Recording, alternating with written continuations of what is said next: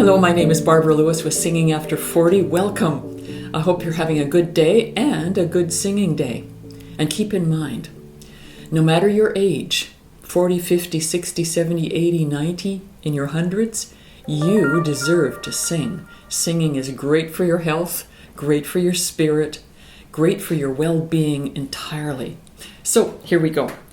This is the second video in the series about how do I practice. I find that so many singers who have come to me as private students really ask that question often. What do I do in order to practice? So I'm giving you one approach, and I think it's a really good approach to warming up your voice before you sing your songs.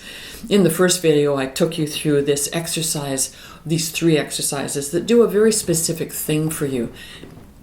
They allow you to feel the whole voice from bottom to top. Your ear hears how your voice can do this. You feel it in your throat, and it's very non-invasive. There are 3 exercises. I'm just going to run through them so that you remember. One of them is sing.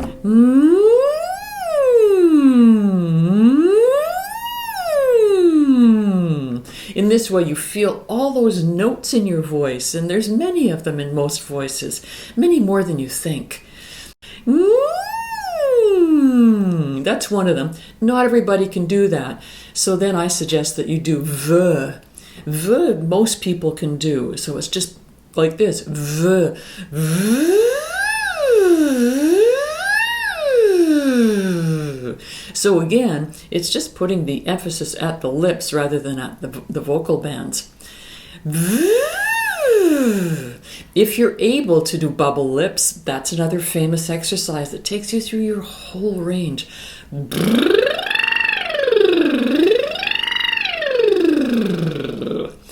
Okay, now we're going to move on to video 2, which is where you get to know 3 different aspects of your voice. This is part of what it is to warm up your voice, is to understand the many different aspects of a pop-related voice. In pop, we use a lot of different kinds of sounds. So in this video, I'm going to take you through a little bit of your head voice, a little bit of your chest voice, which some people call speech, and then into the mixed voice, which is connected to speech. This is not the mix that's connected to the head, which you would use more in classical.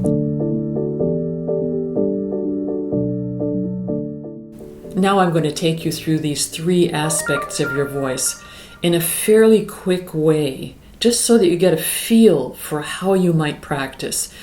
You're going to use the headier part of your voice. For men, you might even consider falsetto for this exercise, the meow. Then we're going to go down into speech voice. Some people call it chest, where you're going to exercise the slightly thicker sound, and up into the mix then, where that's going to be a lighter tone that's connected to the speech, not connected to the head. So here's the meow. I'm going to do a couple of them just to give you a feel for it, then let you do a few, then move into the next exercise. So this video is not 25 minutes long. So here's the meow exercise, which exercises the heady part of your voice. Meow, meow, meow, meow, meow, meow, meow, meow, meow. I'm a little bit scrunched here, the Nashville squint kind of. It's a little bit whiny. Meow, meow, meow, meow, meow, meow, meow, meow, meow. Try it.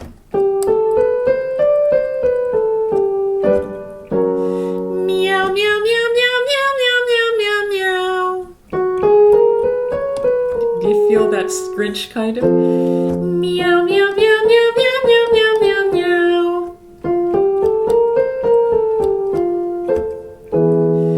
Meow, meow, meow, meow, meow, meow, meow, meow, meow.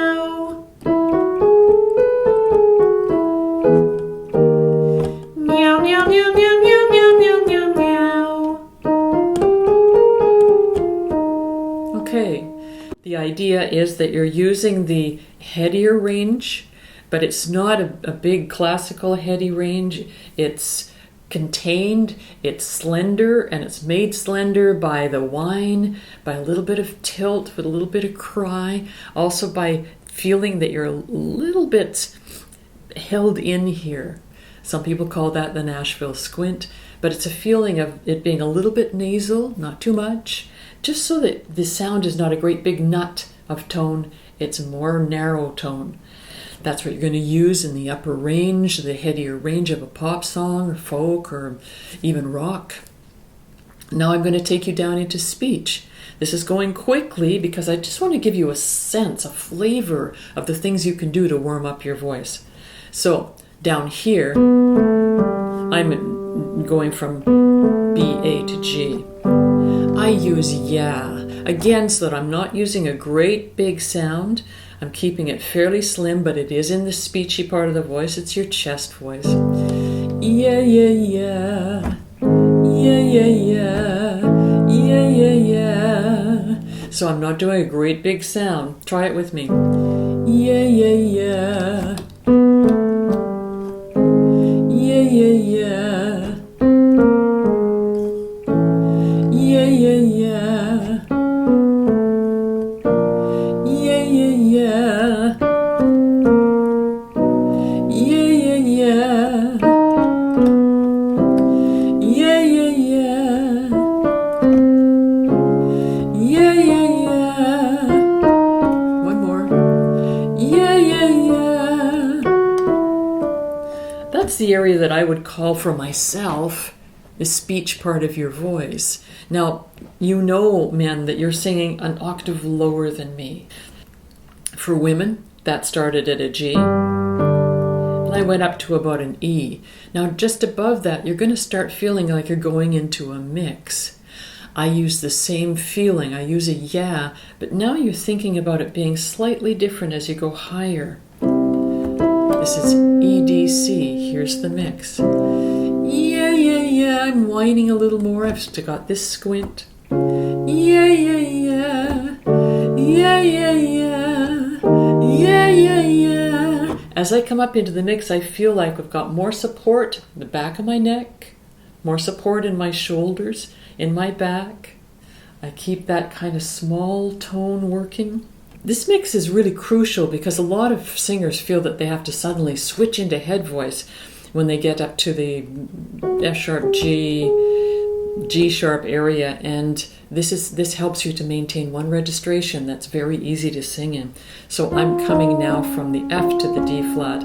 This is not going to be long. Just kind of get a sense of what this means to have a voice that can go up in your range in a similar registration to your speech voice or chest. So here we're going to do a little bit of whine.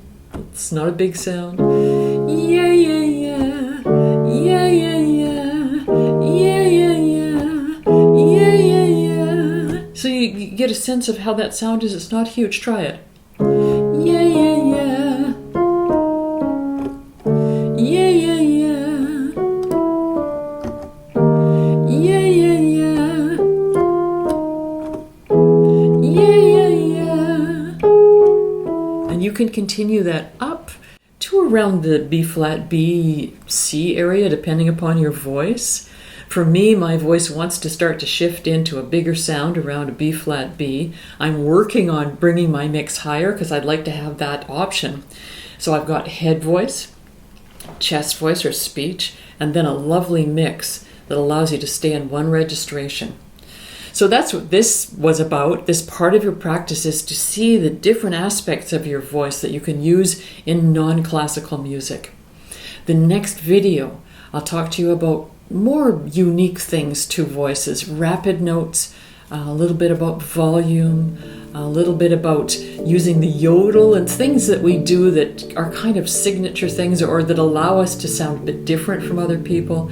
So that's the next one, video 3. I hope this was helpful to you, and I wish you great, great singing. I'll see you next time. Bye-bye.